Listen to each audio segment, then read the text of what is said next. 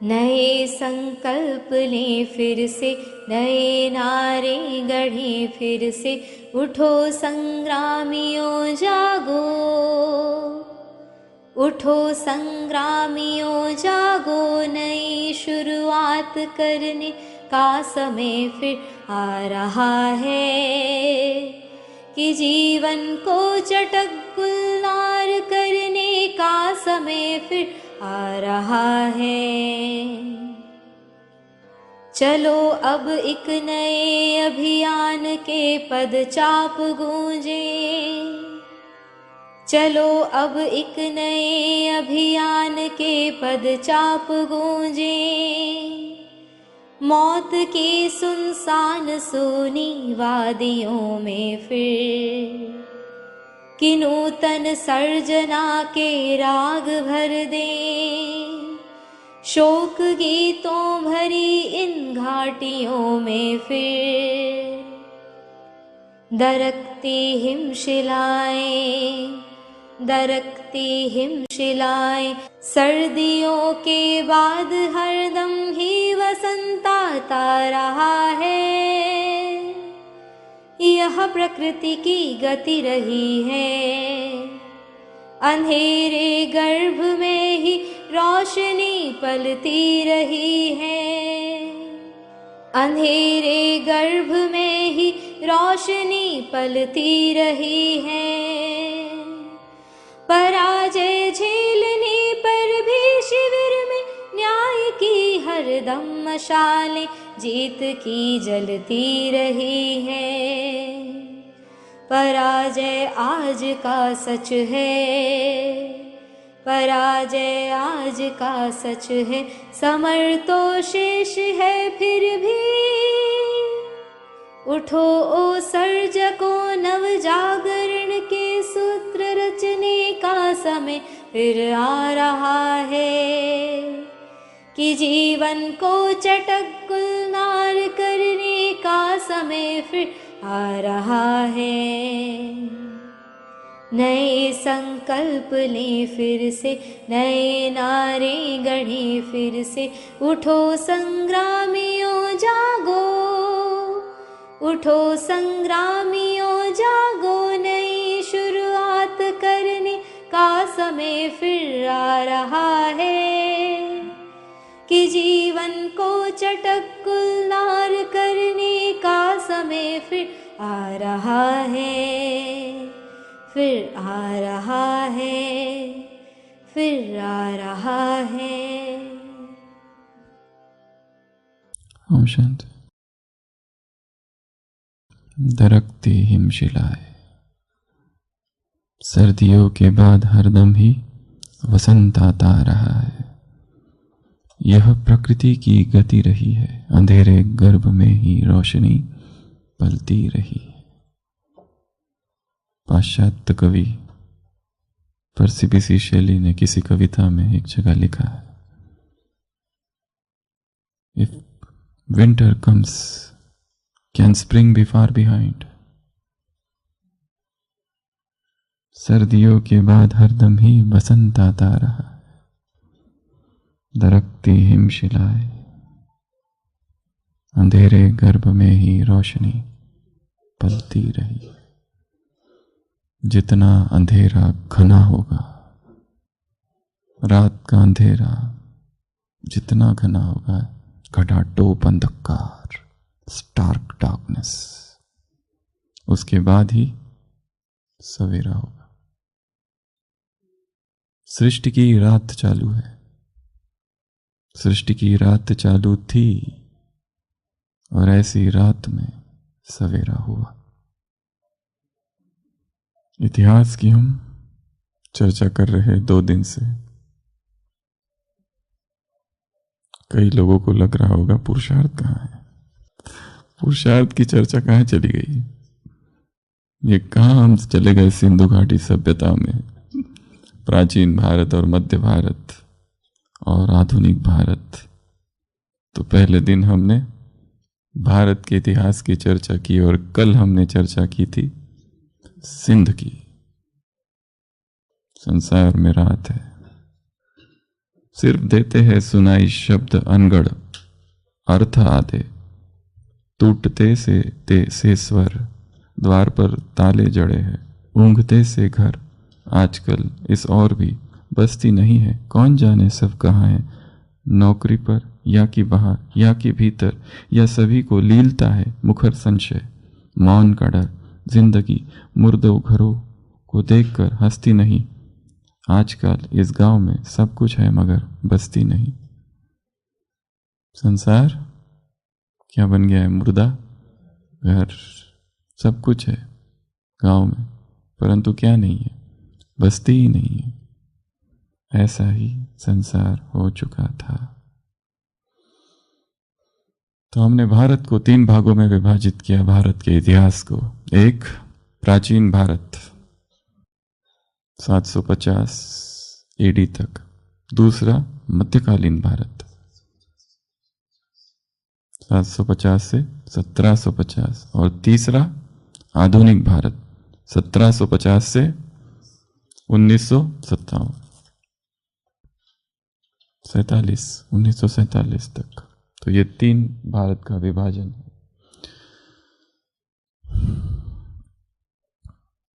एक महत्वपूर्ण घटना हुई है, पर उस घटना से पहले कुछ और घटनाएं हुई। उसका केवल संक्षेप में संक्षेप में वर्णन करेंगे। 1857, 1857 से लेकर तो 1876 की यात्रा। 1876 दादा लेखराज का जन्म। उसके पहले कुछ और घटनाएं हुई है, और सबसे मुख्य घटना कौन सी थी उस समय की? 1857 की क्रांति, जिसमें हमारी हार हो गई थी। बहादुर शाह जफर को भेज दिया गया और मार दिया गया। कहां पर? रंगून। उसके बाद में 1858 झांसी की रानी की मृत्यु। उसके बाद में 1859 डेथ ऑफ तात्या तोपे। 61 रविंद्रनाथ टैगोर का जन्म। 62 हाई कोर्ट स्टैब्लिश हुआ, कलकत्ता, मद्रास, बॉम्बे। 1863 स्वामी विवेकानंद का जन्म। 1863। 1865 लाला लाजपत राय का जन्म। 1867 प्रार्थना समाज स्टैब्लिश हुआ। 1869 क्या? महात्मा गांधी का जन्म। 1873 ज्योतिबा फुले सत्य शोधक समाज की स्थापना। 1875 आर्य समाज की स्थापना। ये सब आसपास ही स्थापित हो रहे। डक्कन राइट्स, अलीगढ़ मुस्लिम यूनिवर्सिटी। 1876 क्या क्या हुआ? 1876 मोहम्मद अली जिन्ना का जन्म। साथ में ही दादा लेखराज का भी जन्म। तारीख 15 दिसंबर। दादा लेखराज का जन्म 15 दिसंबर। 1977 फर्स्ट दिल्ली दरबार, मुरलियों में आता है दिल्ली दरबार। 1877। 1883 महर्षि दयानंद सरस्वती की मृत्यु। 1885 इंडियन नेशनल कांग्रेस की स्थापना। 1889 जवाहरलाल नेहरू का जन्म। 1889 खुदीराम बोस का जन्म। 1891 बी आर अम्बेडकर का जन्म।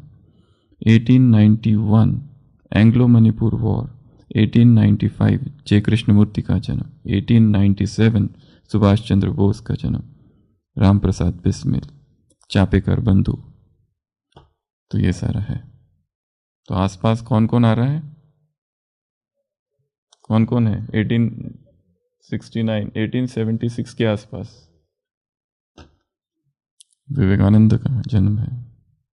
आर्य समाज की स्थापना हो रही है। कौन सा आर्य समाज? जिन्होंने बहुत बाद में विरोध किया था। दिल्ली दरबार की स्थापना महात्मा गांधी का जन्म इर्द गिर्द ही। तो ये सारी घटनाएं यहाँ हो रही है। और इसके पहले जो बीच का भारत है, मध्यकालीन, उसमें भी बहुत सारे लोगों का जन्म हुआ है। जो हमने कल देखा था, मुगल वंश 1526 से लेकर 1707 औरंगजेब की मृत्यु, और मुगल वंश का जो वर्चस्व था वो समाप्त हो गया। 1757 प्लासी का युद्ध, और उसके बाद फिर 1883 ब्रिटिश भारत में आना चालू हो गया। 1857 क्रांति हुई। उसके पहले बहुत सारे धर्म के क्षेत्र की यात्रा करो तो बहुत सारे आचार्य हुए यहाँ पर। उसमें से त्रिआचार्य, तीनों ही साउथ में हुए। शंकराचार्य आया, और शंकराचार्य के पहले क्या था वहाँ पर, वो हमने परसों देखा था कि सबसे पहले थी सिंधु घाटी सभ्यता, वो चली गई, आर्यों की सभ्यता आई, और आर्यों की सभ्यता में फिर गड़बड़ होने लगी। और फिर किसका आगमन हुआ? बुद्ध का आगमन हुआ। और बुद्ध के आगमन में फिर ना शून्यवाद, ना आत्मा, ना परमात्मा। और फिर सब लोग 500 वर्ष तक तो बहुत उत्कर्ष हुआ, सब अच्छे से चला। फिर उसमें भी गड़बड़ होने लगी। फिर शंकराचार्य का आगमन हुआ, हिंदू धर्म का पुनः स्थापना की शंकराचार्य। मायावाद। उसके बाद उधर ही साउथ में एक और व्यक्ति आया, ये है अद्वैतवाद। उसके बाद में आया रामानुजाचार्य, विशिष्ट अद्वैत, बहुत डिफरेंस दोनों में। उसके बाद आया माधवाचार्य, उसका था द्वैतवाद। तो ये 3 मेजर फिलॉसफीज है, द्वैत, अद्वैत, विशिष्ट अद्वैत और द्वैत। वहीं पर और 3 लोग हैं जो और फिर बाद में आए। निम्बार्क आया, वल्लभ आया और चैतन्य। निम्बार्काचार्य, द्वैतवाद। वल्लभाचार्य, ये हमारे लिए बहुत महत्वपूर्ण है क्योंकि इसके साथ हम कुछ संबंध जोड़ने वाले हैं। वल्लभाचार्य शुद्ध अद्वैतवाद, वल्लभाचार्य का पुष्टि मार्ग, शुद्ध अद्वैत मार्ग। और चैतन्य महाप्रभु आया क्योंकि सारा समाज बौद्ध हो गया था, भक्ति रही नहीं। अचानक भक्ति की लहर फैलाई चैतन्य महाप्रभु ने, वल्लभाचार्य ने, ज्यादा अचिंत भेदवाद। तो ये 3 और ये 3, त्रिआचार्य और ये 3, ये सारे वाद भारत में है। अगर देखा जाए तो क्योंकि रामानुजाचार्य जब माधवा ने देखा कि रामानुजाचार्य के सिद्धांत को लोग बहुत उलट पुलट कर रहे, उसने अपना नया सिद्धांत खोजा और लोगों को कन्विंस किया। और ये सभी आत्मा इतनी शक्तिशाली थी कि जब ये आई, लोगों ने इनको मानना चालू किया। बुद्ध आया, बुद्ध को माना, पर बुद्ध चला गया। जब चैतन्य आया, वो सारे वापस आ गए, फिर से भक्ति मार्ग चालू हो गया। आते हैं वल्लभाचार्य की ओर। वल्लभाचार्य को वहीं उसके जीवन काल में, ये 7वीं शताब्दी है, 7वीं शताब्दी। इधर शंकराचार्य, उधर इस्लाम। ये तो हम केवल भारत की बात कर रहे हैं। भारत में भी उत्तर और दक्षिण में अलग अलग चीजें हो रही है। ये भक्ति मार्ग और वो जो है प्रशासन, उसमें कुछ और हो रहा है। उसमें जो कल हमने देखा था, मुगल वंश बाबर से चालू हुआ, बाबर का बेटा हुमायूं, हुमायूं का बेटा अकबर, अकबर का बेटा जहांगीर, जहांगीर का बेटा शाहजहां, शाहजहां का बेटा औरंगजेब। ये है मुगल काल। यहाँ पर फिर लास्ट जो एम्परर है वो बहादुर शाह जफर, कमजोर था, उसको तो पकड़ के रंगून में उसके बेटों सहित मार दिया गया। पर मेन जो शासक थे वो ये थे सारे, उसमें भी सबसे शक्तिशाली अकबर इन शासकों में से। तो वल्लभाचार्य, पुष्टिपंथ क्या कहते हैं इसको, उन्होंने कौन से धर्म की स्थापना की, धर्म या मार्ग, उसमें सबसे ज्यादा भक्ति किसकी की जाती है? श्री कृष्ण की। कृष्ण ही सब कुछ है, कृष्ण की ही भक्ति करनी है बस। तो अंधेरा बहुत गहरा है, पर इतने सारे आचार्य किसको माने, और किस किस के पीछे जाए। और ये फिर भी रियल थे। अब इनको फॉलो, इनके जो फॉलोअर के फॉलोअर के फॉलोअर के फॉलोअर थे वो तो और गड़बड़ थे। इसके लिए धर्म के क्षेत्र में भी बहुत बहुत अंधेरा था। एक हंसी की बात है कि एक नेताजी पूछते हैं मुझे, नेताजी नए नए नेता बनते हैं, वो दूसरे अपने साथी से, मुझे भाषण देना नहीं आता है, क्या करूं?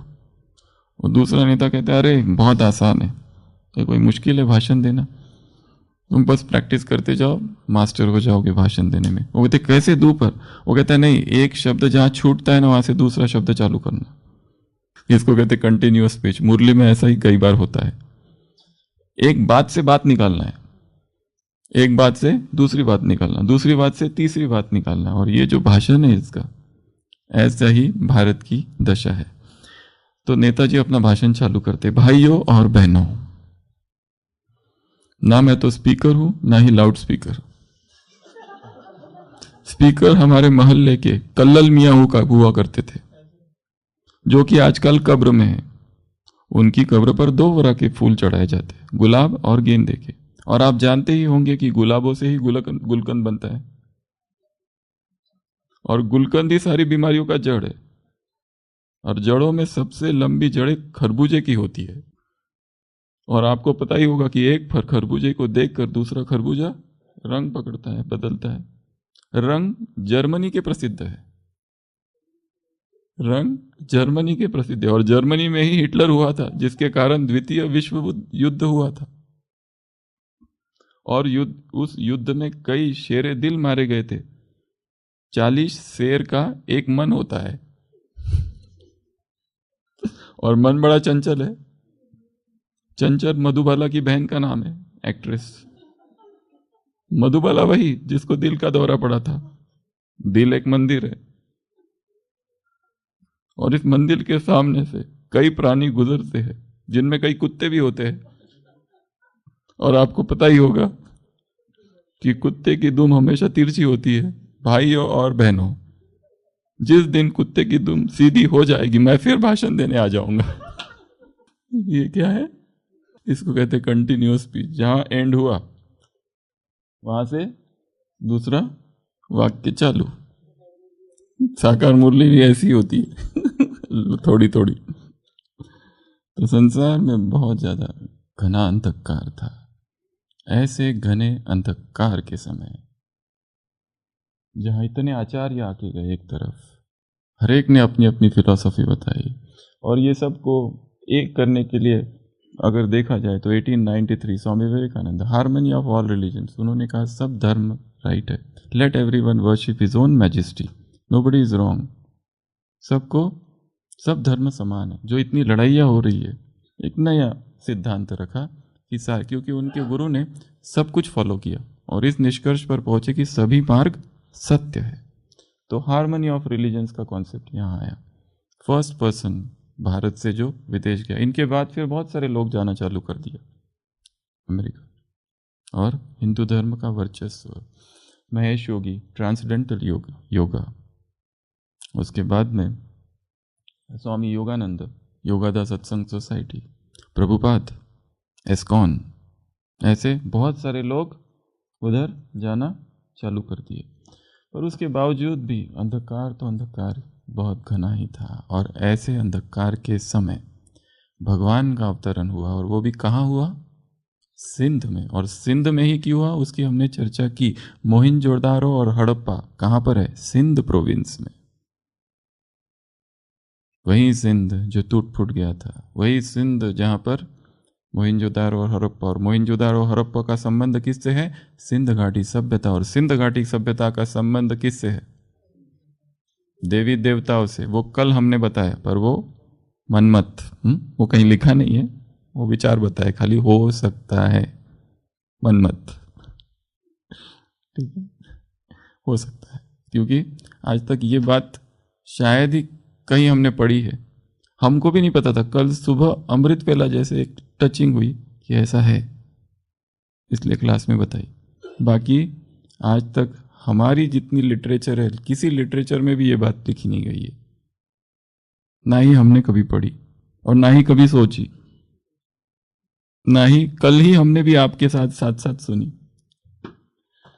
तो हो सकता है जो हमने सिंध घाटी की सभ्यता की चर्चा की, आईवीसी की, इंडस वैली सिविलाइजेशन, जो डिटेल में पढ़ना चाहे वो पढ़ सकते हैं, क्योंकि सिंध घाटी सभ्यता का देवी देवताओं के साथ संबंध है, क्योंकि वो पहली सभ्यता है, सबसे पहली, अर्थात द्वापर की शुरुआत वहां से हो रही है। तो जरूर देवी देवताओं के ही वो महल होंगे जो इतने आधुनिक जैसे थे, अर्थात हमारे पूर्वज बंदर वगैरह नहीं थे। डार्विन की थियरी बीच में आ गई, survival of the fittest. Ancestors हमारे कौन थे? तो हमारे पूर्वज आर्य थे। ये आर्यवत है, जम्बू द्वीप है भारत, ये आर्यों की भूमि है, और आर्य कहीं और से नहीं आए थे, आर्य यहीं थे, वही देवी देवता ही आर्य थे। उसमें होगा त्रेता के अंत में फिर कोई एक राम नाम का राजा, उसके तीन भाई होंगे, और फिर यहाँ पर रामायण लिखी गई और शास्त्र, वैदिक काल आया। सिंधु घाटी के सभ्यता के बाद आर्यों का वैदिक काल है, उसमें प्री वैदिक और लेट वैदिक है, और फिर पोस्ट वैदिक है, वहाँ पर शास्त्र लिखे गए। तो हो सकता है यहाँ कोई राजा हो, कोई कन्या होगी जिसका नाम सीता होगा, तो ये रामायण यहाँ लिखी गई, महाभारत लिखा गया, बहुत सारी लिखी गई चीज़ें यहाँ पर। थोड़ी थोड़ी स्मृतियाँ तो थी, और लिखने वाले कौन थे? यही देवी देवता कुल वाले। तो स्मृतियों में थोड़ा सा ऊपर नीचे था। तो ये सब होता रहा, और फिर अंततः भगवान ने सोचा अब मेरा टाइम आ गया, मेरे सिवा अब कन्फ्यूजन अब तक था, बट टॉलरेबल कन्फ्यूजन था। Confusion confusion confusion confusion confusion, अब कन्फ्यूजन हद से बाहर जा रहा है। अब तक फिर भी घर की मरम्मत करने एक एक को भेज रहे थे, घर बन गया, फिर लाइट चली गई, इलेक्ट्रिशियन को भेजा, फिर नल ब्लॉक होगा, प्लम्बर को भेजा, फिर कारपेंटर को भेजा। अब घर की हालत ऐसे हो गई है जर्जर कि उसको लगा मुझे ही जाना पड़ेगा। कितनों को, क्राइस्ट को भेजा, उसने थोड़ा ठीक किया, बुद्ध को भेजा, उसने थोड़ा 500 वर्ष तक संभाल के रखा। ये बड़े भाई है, बाबा ने कहा ना, ये लोग कौन है मेरे? ये मेरे भाई है सारे। धर्म स्थापक जो थे मेरे कौन है? इन्होंने मेरी बहुत मदद की है। शंकराचार्य ने किसी मुरली में तो बाबा ने कहा अगर ये ना होता तो भारत भस्म हो गया होता। ओनली शंकरा, इतनी पावरफुल चेतना। तो ये सब लोग इब्राहिमिक रिलीजन्स, मोजेस, डेविड, ये सारे जितने स्थापक आए, कॉन्फ्यूशियस, एक एक धर्म का धर्म सा, गुरु नानक देव जी, ये सारे इन्होंने मेरी बहुत मदद की। परंतु घर की हालत अभी एकदम खस्ता हाल, एकदम ही हाथ से बाहर चली गई है। अब लास्ट में फिर पवित्राणाय साधुनाथ विनाशाय च दुष्कृताम धर्म संस्थापनार्थाय, मुझे ही आना पड़ेगा।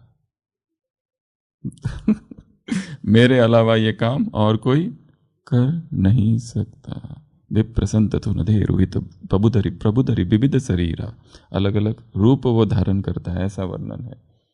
तो वो जो अवतारवाद है वो भी भारत में है, विदेश में अवतारवाद नहीं है। विदेश में ईश्वर पुत्र का वाद है। विदेश में वो पैगंबरों को भेजता है, धर्म स्थापकों को भेजता है, पैगंबरों को भेजता है, यहाँ पर वो खुद आता है ये भारत भूमि पर। तो आज से हम यज्ञ की जो, परंतु ये केवल यज्ञ का इतिहास नहीं रहेगा, इसमें भारत का इतिहास, विश्व का इतिहास, जितने धर्म स्थापक हैं उनका इतिहास, सभी दादियों का इतिहास, एक एक दादी की जीवन कहानी, हमारी जीवन कहानियाँ, सब कुछ जुड़ी हुई है। क्योंकि विश्व का इतिहास यज्ञ के इतिहास से भिन्न कैसे हो सकता है? वो सारा इतिहास इस इतिहास में समाहित है। सारा कुछ एक करना है, अलग अलग नहीं है कुछ भी।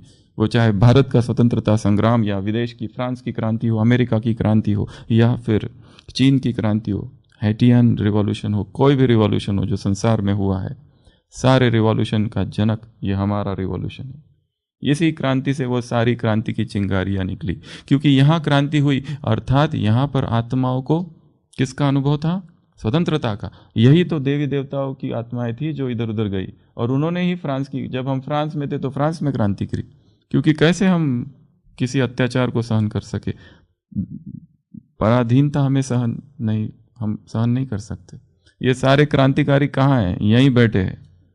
कल बोला ना बाबा ने, भोली भोली माता है, इनको देखकर लगता है ये शिव शक्तियाँ है, दुनिया को हिलाने वाले, दुनिया में क्रांति लाने वाले हम ही है। महाप्रलयंकारी और महाभयंकर क्रांतिकारी संग्रामी सर्जको, उठो सर्जको, नवयुद्ध के उपकरण गढ़ने का समय आ गया। उठो वे नौजवानों के इनकलाबों के संस्करण रचने का समय आ गया। उठो संग्रामियों।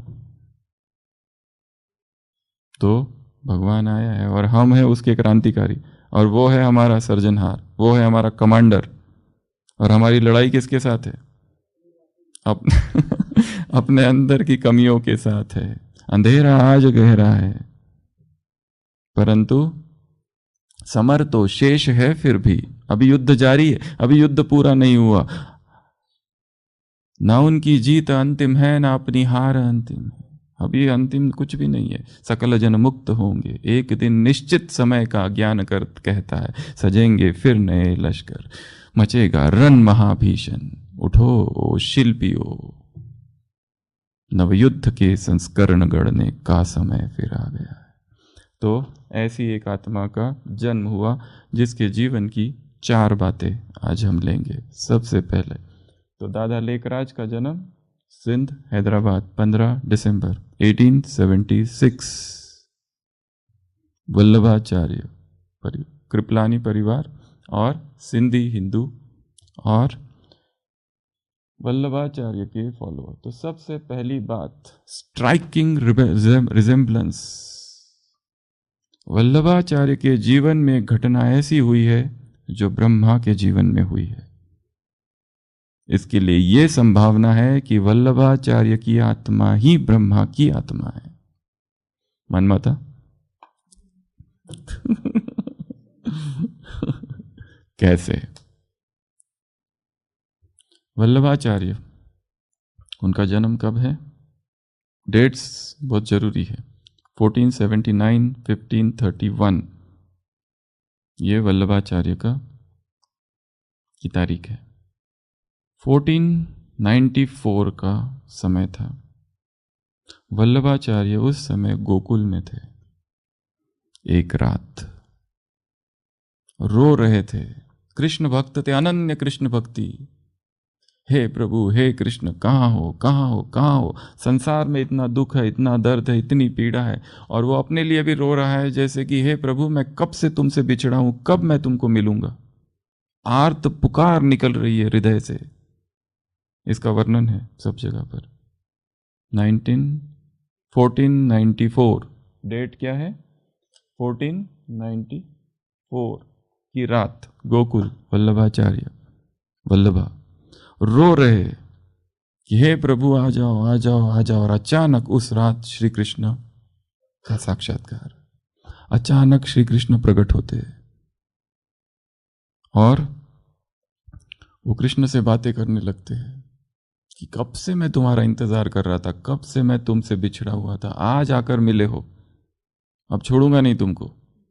और वहां पर कहा जाता है कि श्री कृष्ण स्वयं उसको एक मंत्र देते हैं। उस मंत्र का नाम है ब्रह्म संबंध मंत्र। ब्रह्म संबंध मंत्र। और वो मंत्र क्या है? श्री कृष्णम शरणम मम।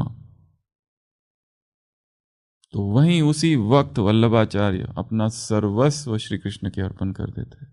अपना शरीर, अपना धन, अपना वैभव, अपना पूरा परिवार। वो वैसे तो ब्रह्मचारी रहना चाहते थे, सन्यासी वृत्ति थी, परंतु उनके गुरु ने कहा कि तुम ऐसे ऐसे शादी करो और फिर तुम्हारे कुल में वो आएगा, वो आएगा, वगैरह वगैरह। तो वो करते, पवित्र युगल, तो अपना सर्वस्व अर्पित कर देते। 8 सिलेबल मंत्र है ये। और कहा जाता है कि वल्लभाचार्य जो संप्रदाय है, उसके संप्रदाय का हर व्यक्ति जो इनिशिएट होता है उस संप्रदाय में, उसे ये मंत्र दिया जाता है। कौन सा? श्री कृष्णम शरणम मम।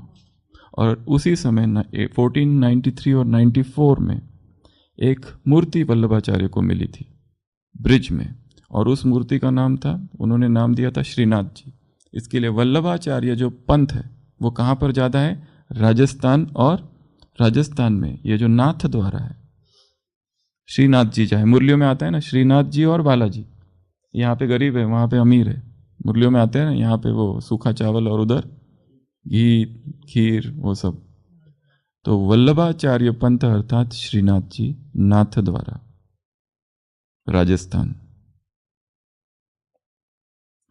तो ये जो घटना है वल्लभाचार्य के जीवन की, और अनन्य कृष्ण भक्ति और कृष्ण का साक्षात्कार और कृष्ण के सामने समर्पित कर देना, सेम घटना कहाँ घटी है?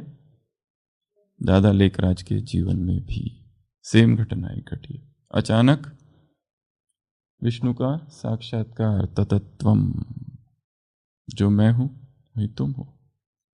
तो संभावना है कि ब्रह्मा को अपने सारे जन्मों का ज्ञान तो हो गया था, पर शायद बाबा ने कहीं बोला नहीं, परंतु शिव बाबा ने सारे जन्मों का ज्ञान तो कराया ही होगा।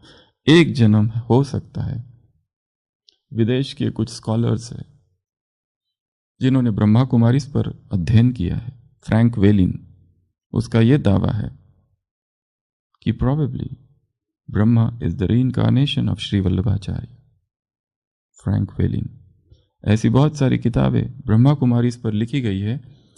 वो जो इंडियंस जैसी किताबें लिखती है वैसे नहीं लिखते वो लोग, भक्ति वाली, भावना वाली।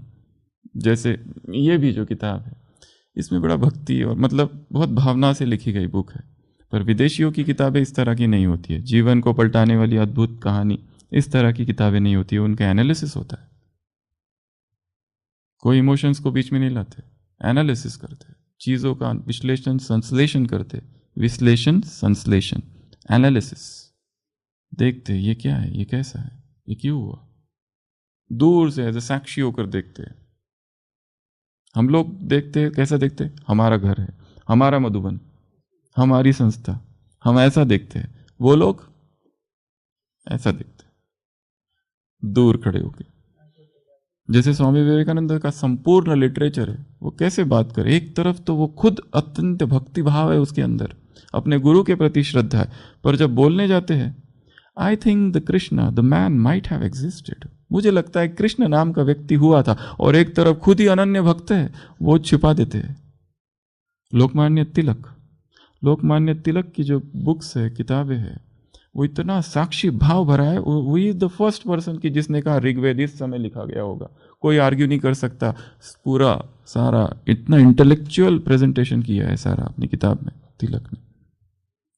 ये इंटेलेक्चुअल एनालिसिस है। हम लोग क्या हो गए? डूब गए उसमें। इसके लिए हम इस तरह का एनालिसिस, हमको कहीं मधुबन के बारे में लिखो तो हम अपना मधुबन के बारे में, मधुबन हमारा वो है, इंद्रप्रस्थ है, ये है, वो है, ऐसा हम लिखेंगे। कोई दूसरा विदेशी आके लिखेगा ना, वो कुछ और लिखेगा। वो साक्षी भाव होता है इसमें। इसके लिए ये जो साक्षी भाव है इतिहास के अध्ययन में बहुत जरूरी है। आपको न्यूट्रल रहना पड़ता है। You cannot say that you belong to any institution or community, you have to stay neutral. और ये न्यूट्रल रहना ही हमें इतिहास सिखाता है, अर्थात साक्षी भाव सिखाता है। हमें अपने आप को भी न्यूट्रल रहकर देखना है। दूर खड़े रह के ये सोचो कि आशीष भाई अपनी ही जीवन कहानी लिख रहे हो। बायोग्राफी, ऑटोबायोग्राफी नहीं, बायोग्राफी। बायोग्राफी कैसे लिखी जाती है? अच्छा, इनका जन्म यहाँ हुआ था, वहाँ हुआ था, फिर उन्होंने ये किया, वो किया, फिर यहाँ से वहाँ गए, वहाँ से इतना साल। अपने बारे में ऐसा लिखो कि मेरा जन्म यहाँ हुआ, ठीक है, फिर मैं यहाँ पहुँचा, फिर ये ज्ञान मिला, फिर यहाँ, फिर यहाँ, फिर अभी मधुबन में यहाँ पे मुझे इतने साल हो गए हैं, क्या क्या पाया? साक्षी भाव। दूर अपने आप से अपने आप को अलग कर दो और लिखो। ये हिस्ट्री इस तरह से लिखी जाती है। हमें अपनी भी हिस्ट्री समझनी है तो साक्षी भाव को लाना है। ये भी हम इससे सीखते। तो सबसे पहली बात वल्लभाचार्य, और उसीलिए ब्रह्मा का जन्म भी, दादा लेखराज का जन्म कहाँ है? इस पंथ में, वल्लभाचार्य के पंथ में। शंकराचार्य के पंथ में नहीं है तो वो मायावाद में चले जाते, वहाँ तो भक्ति है ही नहीं। विशिष्ट अद्वैत में भी नहीं है। अचिंत भेद अभेद में वहाँ अनन्य भक्ति भक्ति है, वो उसमें भी नहीं है। बीच वाला है ये एडजस्टेड, बीच वाला। निम्बार्का, वल्लभा, ये बीच के लोग हैं। वो दोनों जो है वो एकदम एक्सट्रीम में है। एक तरफ शंकरा और एक तरफ चैतन्य महाप्रभु, एक तरफ बुद्ध। तो वहाँ सब नहीं हुआ। ये सबसे पहली बात। दूसरी बात, ब्रह्मा के जीवन में क्या था? और एक चीज़ जो उनसे सीखनी है, हमें सीखना है ये स्टोरी से। स्टोरी तो हमें सब पता है, ऐसा कौन होगा जिसको ये सब पता नहीं है? सारी बहनों को यही तो कोर्स में सब कुछ, सबको सब पता है, इसलिए वो सब चीज़ें रिपीट करने वाले नहीं हैं हम यहाँ पर। तो सबसे पहली बात वल्लभाचार्य की। इन आचार्यों को भी पढ़ना है, इन आचार्यों को भी सीखना है इनसे। ये कितने अनासक्त थे, कितना विरोध हुआ इनका, फिर भी बहुत ब्रह्मचारी शुद्ध जीवन, पवित्र जीवन रहा है। ये सीखने की बात। दूसरा है, क्या थे बाबा पहले? मर्चेंट किसके थे? वीट मर्चेंट से क्या बन गए? Diamond merchant. ये यात्रा कैसी है? अनाज का व्यापारी साधा, क्या बन गया? हीरो का। कैसे? कितना पुरुषार्थ किया होगा, कितनी बुद्धिमत्ता की आवश्यकता है इसमें। ये सीखने जैसी बात है। लौकिक चीज है ये, पर इसमें इंटेलेक्ट चाहिए। व्यापार में बुद्धि चाहिए, बिना बुद्धि के ये काम नहीं हो सकता। हर एक थोड़ी ना बन गया था, उनके साथ वाले मिलियनेयर हो गए थे उस समय। इतना पैसा, कितना पैसा, कितना पैसा, वो वर्णन है ना इसमें पूरा। बाबा के साथ पैसा कितना था? ब्रिजेंद्र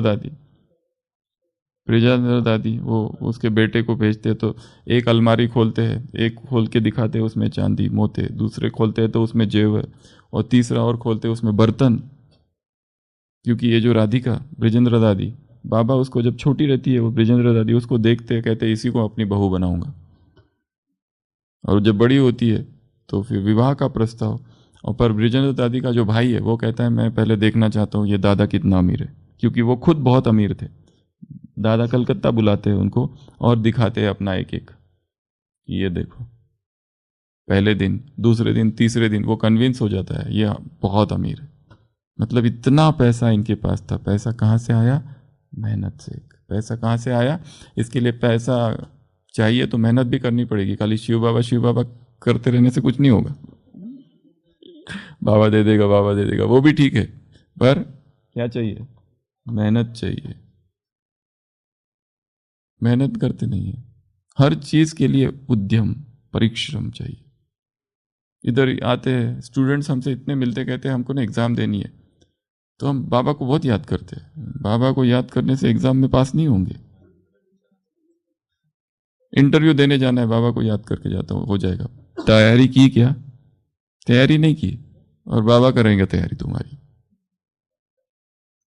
स्वामी योगानंद ने अपनी किताब ऑटोबायोग्राफी ऑफ योगी में लिखा है कि जब वो छोटे थे, मुकुंदा एग्जाम में के लिए पढ़ाई नहीं करते और फेल हो जाते, और लिखते हैं grace of God helps you in achieving everything except passing exam without preparation. बिना स्टडी के तुम एग्जाम पास करना चाहते हो, इसको छोड़ के बाकी भगवान तुमको सब जगह हेल्प करेगा। परिश्रम करना पड़ेगा, मेहनत करनी पड़ेगी, सब कुछ करना पड़ेगा, तभी होगा ये। बिना आईएएस की एग्जाम में कितने कुमार है जो आईएएस की एग्जाम करना चाहते, बैठना चाहते, पर करते क्या है? अरे तुमको आईएएस की एग्जाम करना है, तुमको मेडिकल करना है ना, तुमको एमबीबीएस में एडमिशन चाहिए, तुमको पीजी में एडमिशन चाहिए।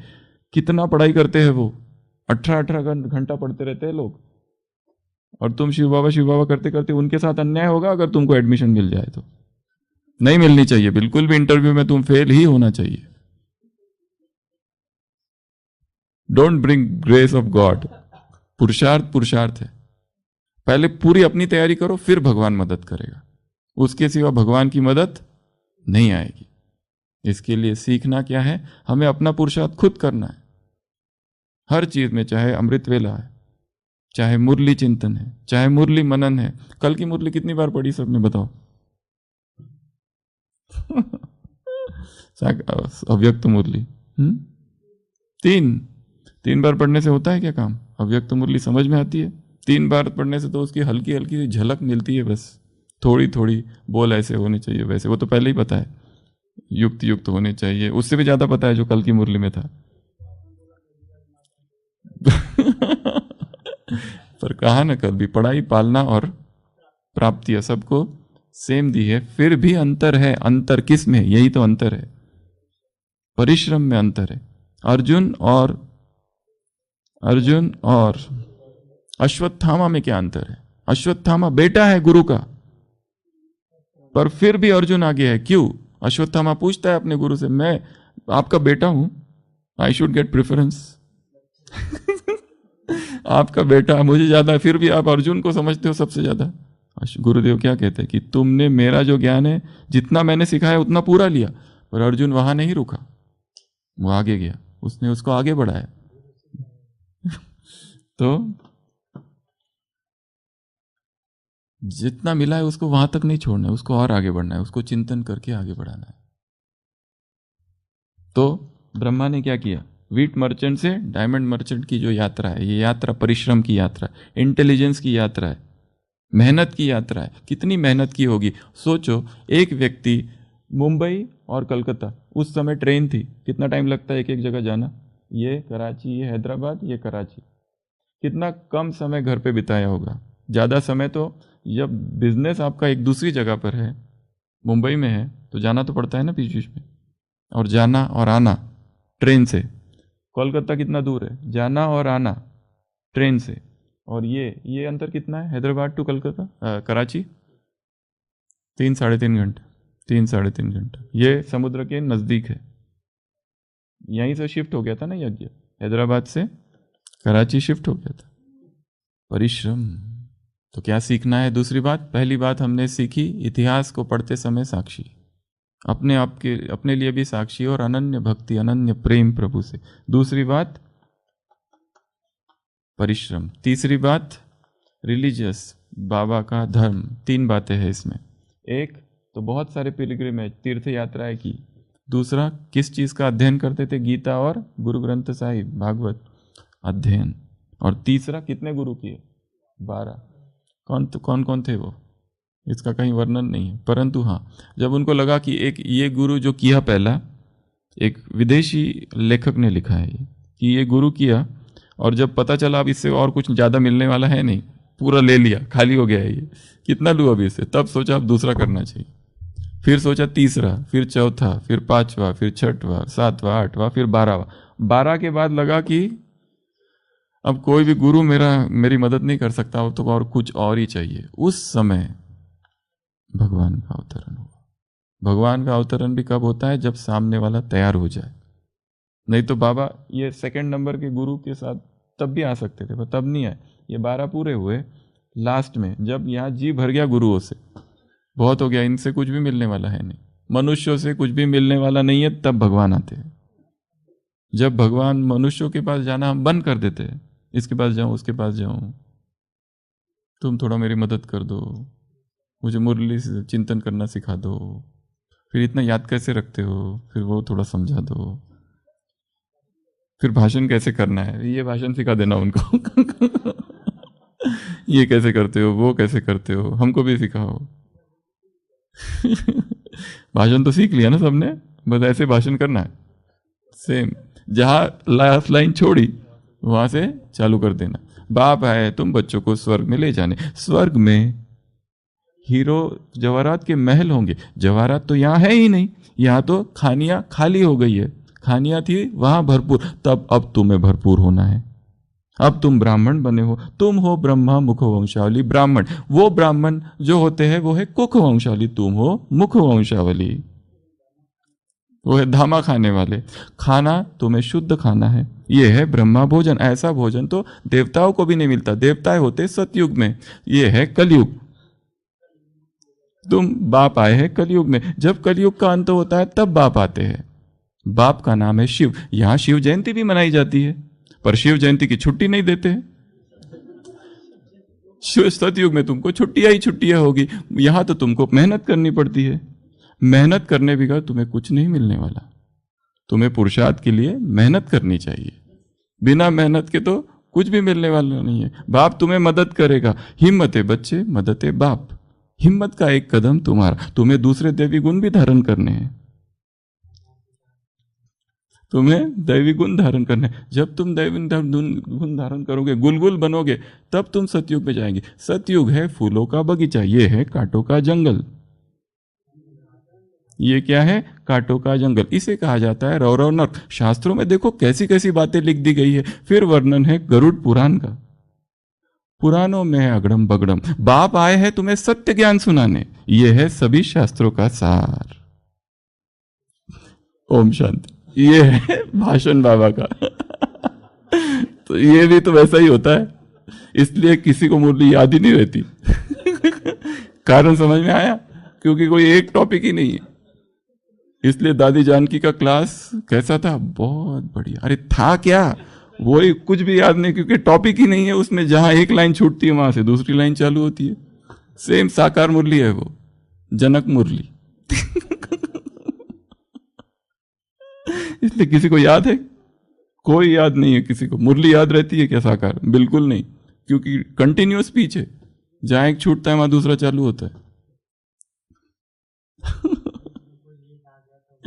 हाँ, बीच में वो चिड़िया, ए देखो ये चिड़िया, बीच में लाइट चली गई तो तुम्हें अशरीरी बनना है ऐसे, स्विच ऑन ऑफ। बीच में टेप बंद हो गया तो फिर उसके ऊपर। फ्री फ्लोइंग है, सब अपना ही है, तो इसलिए याद नहीं रहता है वो। तो तीसरी बात धर्म की, तो बाबा की 3 बातें। एक तो गुरु, गुरु के प्रति श्रद्धा भक्ति, और गुरु का आदेश, मतलब एक बार गुरु ने फोन करके बुला लिया, बाबा सब कुछ छोड़ के, वो क्या चालू था, समारोह चालू था ना पोते का, वो छोड़ के चले गए। और गुरु ने किस लिए बुलाया? वो किसी को पैसे चाहिए थे, इसको दे दो। हम अगर होते बाबा की जगह, इसके लिए बुलाया। वही चेला सट्टे में हार गया तो उसको पैसे दो, तो इसके लिए बुलाया था। तो हमारी फर्स्ट रिएक्शन होती थी, चलो कुछ बोलते नहीं थे पर अंदर सोचते थे जरूर, ये इसके पास अभी नहीं जाएंगे वापस, फोन ही नहीं उठाना इसका नेक्स्ट टाइम। ये कामों के लिए बुलाते हैं। तार, वही उस समय तो तार था। तो ये सब बातें हैं। तो 12 गुरुओं के प्रति श्रद्धा, पहली बात। दूसरी बात बताई पिलग्रिमेज, सब जगह घूमे, और वो घूमना भी बाबा का इंटेलेक्चुअल घूमना था। इसलिए तो अमरनाथ में गए तो पूछा उसको ना, पुजारी को, ये कहाँ से बना हुआ है। मतलब अंधश्रद्धा वाली भक्ति नहीं थी। इसके लिए कुछ भी मानो तो अंधश्रद्धा से नहीं मानना है, इंक्वायरी करनी है। अथ तो ब्रह्म जिज्ञासा, अथ तो भक्ति जिज्ञासा, अथ तो ज्ञान जिज्ञासा। सारे शास्त्र ऐसे चालू होते, अब ब्रह्म की जिज्ञासा। मतलब इसके पहले जैसे कुछ कह रहे थे पर कुछ कहा नहीं है, शुरुआती यहां से। अब मतलब शास्त्रों ने मान लिया है कि तुमने ये सब पढ़ लिया है, सारी पूजा वगैरह कर ली, सारे कर्मयोग कर लिया, अब अथ तो ब्रह्म जिज्ञासा, अब जानो ब्रह्म क्या है, अब जानो आगे परमात्मा कौन है। ऐसी शुरुआत है शास्त्रों में।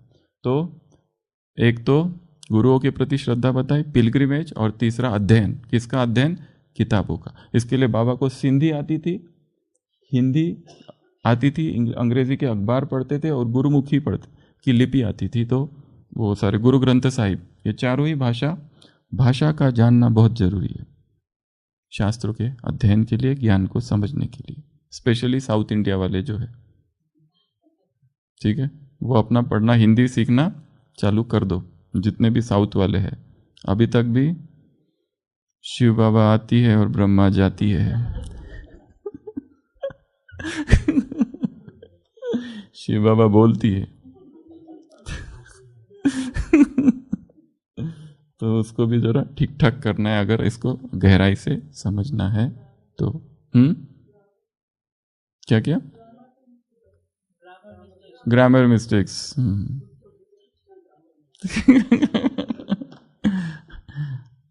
तो अध्ययन करते रहना है। बाबा कहीं पे भी जाते थे तो वो गीता साथ में रहते। यहाँ तक कि एक वर्णन है, जब शादी हुई घर में तो क्या दिया सौगात में? गीता की एक प्रत। कितनी अनन्य। यहाँ पे एक वर्णन और विदेशी एक स्कॉलर ने किया है कि Brahma is like Mahatma Gandhi in his devotion to Bhagavad Gita. जैसे महात्मा गांधी लिखते हैं कि मुझे जीवन में जब भी कोई समस्या होती है तो मैं गीता खोलता हूँ और वहाँ पे मुझे उत्तर मिल जाता है। उसी तरह ब्रह्मा बाबा जो थे, उनकी सबसे ज़्यादा श्रद्धा किस में थी? भगवत गीता में। ऐसी किताब की जो साथ में लेके घूमते थे सब जगह पर, चाहे रेलवे हो, कहीं पर भी हो। कितना फेथ था उस गीता में। हाँ, कच्छ में कुरुम, मुरलियों में आता है, कच्छ में कुरुम। हाँ, फिर तो हम ऐसा मुरली लेके घूमते हैं क्या? हमारी श्रद्धा, हम कहते हैं हमारे मन में सब है, कुछ भी नहीं है मन में। My devotion to this house of God burns in me like fire. मेरी श्रद्धा इस परमात्मा घर के प्रति कैसी आग की तरह है, जीसस कहता है। मेरे घर को तुमने क्या बना के रखा है? मेरे प्रभु के घर को। सबको भगा देता है चाबुक से, मार मार के, कोड़ो मार मार के, सबके हटो यहां से, भागो। तुमने you have made house of my God into the Dane of thieves. भागो यहां से। इतना परमात्मा के प्रति, परमात्मा के घर के प्रति प्यार। तो ये शास्त्र जो थे, गीता के प्रति प्रेम, गीता के प्रति प्रेम अर्थात मुरली से प्रेम, ये सीखना है यहाँ पर। तो यात्रा करते रहना है, अर्थात हमारे जो सेवा केंद्र है वो सबसे बड़े तीर्थ स्थान है, उनमें जाना ही हमारी तीर्थ यात्रा है। और तो ये बात। और लास्ट चौथी, उनका स्वभाव। स्वभाव कैसा था? प्रेम युक्त स्वभाव था। ऐसा स्वभाव की जो रानियां थी उनके भी वो प्रेमी बन गए, मतलब वो उनको अलाउ करती थी अंदर आने के लिए, नहीं तो दूसरों को अलाउड नहीं था। पुरुषों को अलाउड नहीं है, पर उनको अलाउड था। बहुओं को बिठाते थे उनके पास कि इनके लिए जेवर बनाओ। और एक बाबा में जो क्रिएटिव पावर थी वो बहुत ज़्यादा थी। एक जेवर जो एक बार बनाया वो दोबारा नहीं बनाएंगे वैसा ही। और एक बात, किसी की भी कॉपी नहीं करते थे। उनके जो जेवर थे, जो डिज़ाइन थे, वो हर जेवर अलग अलग होता है। हमारा एक पेशेंट आता है, वो ज्वेलर है, तो वो हमको दिखाता है कि कैसे उसने इस बार ये ज्वेलरी बनाई। और वो जो हमने कहा ये पहले जैसे ही तो है। वो बोला नहीं नहीं, पहले जैसी थोड़ी, आपको नहीं पता ही, वो पहले वाली ये है। दिखने में दोनों सेम दिखती है, पर उसको पता है कितना डिफरेंस है दोनों में। इतनी कारीगरी बारीक करते हैं वो लोग। तो डिज़ाइन हर एक अलग। इसलिए हमारा हर चिंतन, हर भाषण, हर क्लास अलग हो। सेम सेम रिपीट नहीं करते रहना है। नहीं तो एक नेता था, उसने अपने पास 2 भाषण तैयार रखे थे। जिस भी गांव में जाते था वो 2 भाषण एकदम तैयार थे, और एक इमरजेंसी भाषण रखा था तैयार। तो कहीं पे भी जाओ अपना चालू सेम। और सबसे इजी भाषण कौन सा होता है ब्राह्मणों का? उनका पर्सनल जीवन का एक्सपीरियंस। कभी भी भाषण देने बोलो तो अपना वही एक्सपीरियंस सुनाते रहते हैं। अच्छी बात है, उसमें पावर भी है, और सबसे बड़ा स्पीच एक्सपीरियंस ही है। पर कब तक वही वही सुनाते रहोगे? और उसमें खतरा भी, अपने जीवन की जो बहुत ही अंदर वाली चीज़ें ना बाहर निकल जाती है फिर। और कभी कभी रो भी देते हैं उसमें। रोइंग क्राइंग बिजनेस में बड़ा खतरा भी है, बहुत खतरा है उसमें। इमोशनल हो जाते हो आप, तो सब बाहर निकल जाता है। इसलिए थोड़ा क्राइंग बिजनेस से थोड़ा इसके लिए हर जगह पर अपने पर्सनल अनुभव ही नहीं सुनाते रहना है। बाबा के साथ का या दादियों के साथ का वही वही वही वही रिपीट रिपीट रिपीट होता है। इसके लिए हाँ, ये तब होगा जब ज्ञान का चिंतन कम है। हाँ, जब ज्ञान का चिंतन है तो ये नहीं सुनाएंगे। हाँ, ये अगर पूछा जाए तो भले सुनाओ, बट अदरवाइज पर्सनल एक्सपीरियंस को पर्सनली रखना है और गुप्त रखना है। उसको बताया जाए तो ही सुनाओ, नहीं तो उसमें थोड़ा सा खतरा है। क्योंकि लोग अलग अलग रीति से समझते हैं। उनको समझ नहीं आता है आपके भाव कितने सूक्ष्म हैं। हम जिस अवस्था में थे उस समय वो भाव बहुत सूक्ष्म था, शायद अब वैसा कुछ भी नहीं है। तो ये 4 बातें बताई। सबसे पहला तो क्या बताया? वल्लभाचार्य। दूसरा, वल्लभाचार्य से सिमिलैरिटी। दूसरी बात बताई परिश्रम, मेहनत करके डायमंड मर्चेंट बने। तीसरी बात बताई उनकी भक्ति, उसके 3 पहलू। पहला तीर्थ यात्राएं, दूसरा अध्ययन, और तीसरा गुरु। और चौथी बात बताई उनका स्वभाव। स्वभाव कैसा था? बहुत प्रेम वाला, सबको सम्मान देने वाला, अपनी धारणाओं पर मजबूत, निर्मल स्वभाव, कोई छल कपट नहीं। वो छल कपट का ज़माना था उस समय, पर यहाँ कोई छल कपट नहीं था, इसलिए इतने फेमस हो गए थे इतनी उस आयु में, उस समय। तो ये कुछ बातें आज से हमने यज्ञ में प्रवेश किया है। एंट्री थोड़ी सी कर दी है। अभी आगे बढ़ते जाएंगे कुछ और राज नए नए खुलते जाएंगे। अच्छा, ओम शांति। सजेंगे फिर नए लश्कर, मचेगा रण महाभीषण। उठो शिल्पियों, नवयुद्ध के उपकरण गढ़ने का समय, कि जीवन को चटक गुलनार करने का समय रह गया। ओम शांति। नए संकल्प ले फिर से, नए नारे गढ़े फिर से।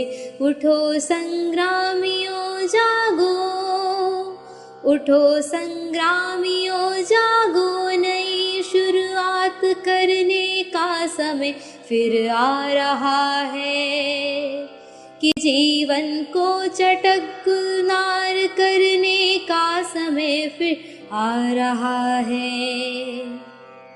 न उनकी जीत अंतिम है, न अपनी हार अंतिम है। उठो ओ नौजवानों, उठो ओ नौजवानों, इनकलाबों के नए संस्करण रचने का समय फिर आ रहा है। कि जीवन को चटक गुलजार करने का समय फिर आ रहा है। सुनो इतिहास कहता है, सुनो इतिहास कहता है, पराजय झेल कर ही क्रांतियाँ परवान चढ़ती हैं, नया इतिहास बनता है। अंधेरा आज गहरा है, अंधेरा आज गहरा है, सकल जन मुक्त होंगे एक दिन निश्चित, समय का ज्ञान कहता है। सजेंगे फिर नए लश्कर, सजेंगे फिर नए लश्कर, मचेगा रण महाभीषण। उठो ओ शिल्पियों, उठो ओ शिल्पियों, नव युद्ध के उपकरण गढ़ने का समय फिर आ रहा है। कि जीवन को चटक गुलजार करने का समय फिर आ रहा है। नए संकल्प लें फिर से, नए नारे गढ़ें फिर से। उठो संग्रामियों जागो, उठो संग्रामियों जागो, नई शुरुआत करने का समय फिर आ रहा है। कि जीवन को चटक गुलजार करने का समय फिर आ रहा है, फिर आ रहा है, फिर आ रहा है।